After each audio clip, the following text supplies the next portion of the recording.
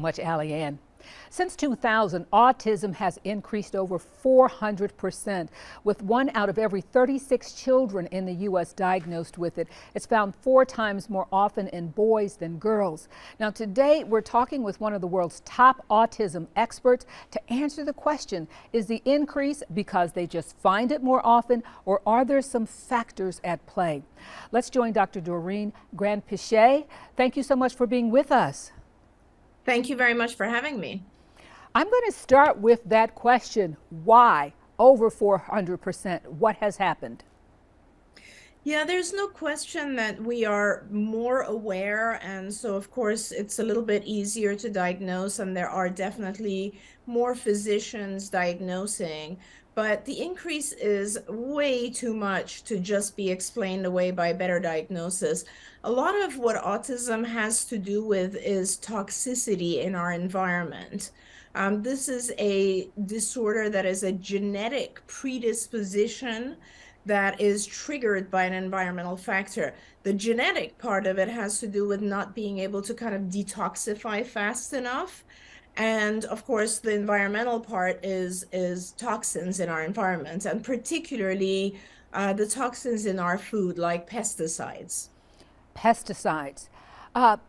So are any of those toxins that I, as a mother, or a mother or someone who wants to be a mother, how can I control this?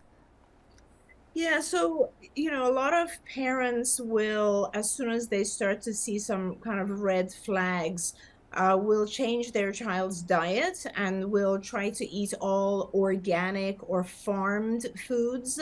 And that does help. Unfortunately, the pesticides in our soil are just such a high level now in the US that it's difficult to avoid them completely, but the lower the pesticides, the better.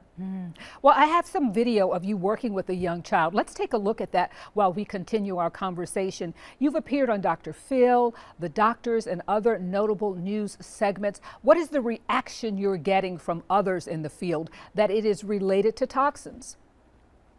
Yeah, I think it's pretty common understanding now because this increase in the numbers, when I started in this field about over 40 years ago, the number was 1 in 10,000 children, and now it's 1 in 36. So I think the field is becoming more and more aware that we have to do something about this toxic overload that's happening. It's not just autism, unfortunately. A lot of chronic illnesses are increasing.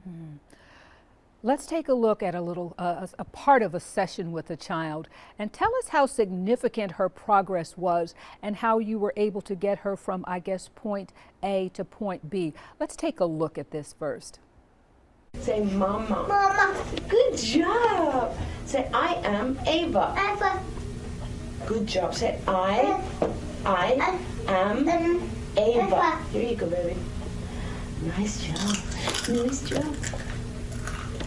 She's fully capable of maintaining eye contact.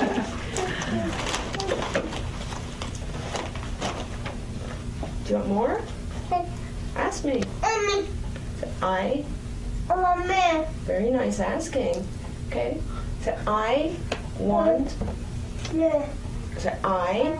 No, you gotta look at me. I want more chips. Now, should that give parents hope that many of the nonverbals or less than proficient verbal autistic children can reach that point? Oh, definitely. The therapy that I was doing there is called ABA, or Applied Behavior Analysis. And yeah, it is recognized as the most effective form of treatment for autism, and it is actually covered by medical insurance. Yes, there's a lot of hope. If you can start therapy with your child early on, a lot of children catch up and actually learn the skills they're missing.